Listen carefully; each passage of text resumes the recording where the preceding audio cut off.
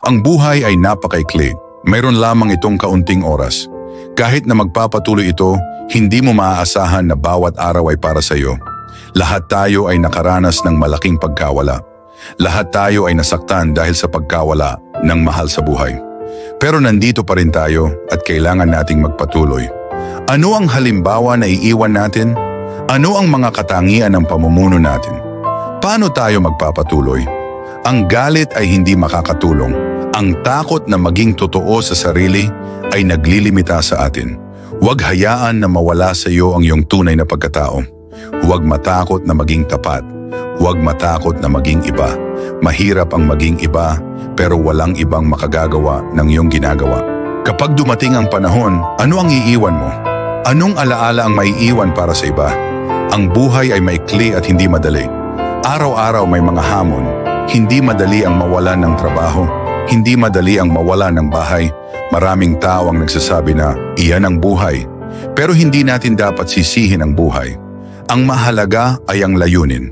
Habang nandito ka sa mundo, hawakan mo ang iyong lakas. Huwag sumuko. Manampalataya ka sa iyong mga posibilidad. Hindi pa ito tapos para sa iyo. Ang buhay ay magiging mabuti, pero balang araw, lahat tayo ay aalis dito. Kaya ipagpatuloy mo, huwag sumuko, at gawin ang iyong makakaya. Ang iyong pag-iral ay may kahulugan. Handa ka bang harapin ang hindi mo alam? Huwag matakot sa hindi mo alam. Minsan, hindi mo kailangan malaman ang lahat.